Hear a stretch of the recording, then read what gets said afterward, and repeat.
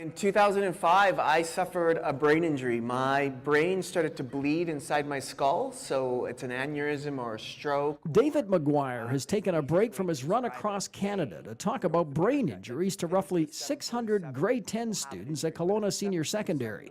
He suffered a stroke when he was 32. Now 39, McGuire appears to have recovered pretty well, although he still suffers from short-term memory loss. I don't remember where I've been, where I'm going, what to do when I get there, and how to get back.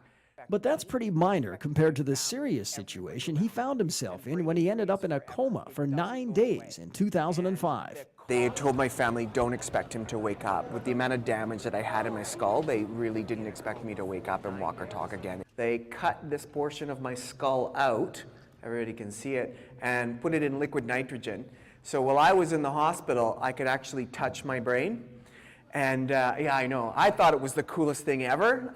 My wife did not. I was like, look, you can touch my brain. That's so cool. But walk and talk he did after almost 2 years of rehab and recovery.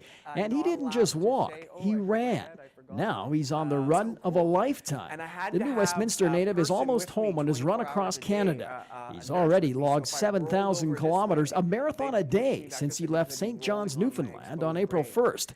He expects to arrive in Victoria on December 9th, but along the way he makes an effort to go for a run or walk with the students and speak to them about his experience. Originally it was going to be a triathlon across Canada. Whatever it was in front of me, I was going to go in a straight line.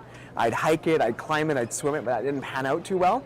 So I got in touch with Brain Trust Canada, who were looking for something like this because they're all about prevention of brain injury. And we sort of worked it all together so that we started this crazy idea of running across the country. While his case wasn't preventable, most brain injuries, about 88%, can indeed be prevented. Many of those are suffered by kids this very age who take risks while mountain bike riding or cliff jumping. In Canada, 1 person every 3 minutes suffers a brain injury. All I want you guys to do is make sure that you're wearing your helmets when you're pulling this stuff off.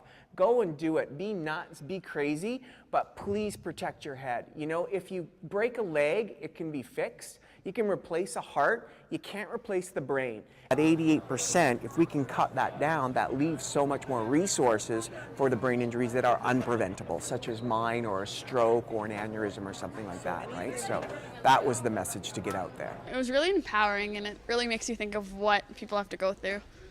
Are you safe when you're out there on your bike and that kind of thing? Yeah. Wear a helmet? Yep.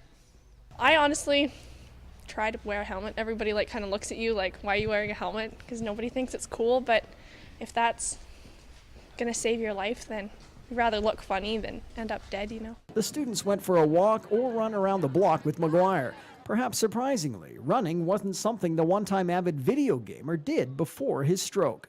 No, me and my doctor joke that if we can find out which part of the brain got injured, we'll turn everybody into long-distance runners, right? So I was, 32 when I had my injury. That had been the end of me. What would they have said at the funeral was he was really good at video games, and I was a bill collector at a large Canadian bank.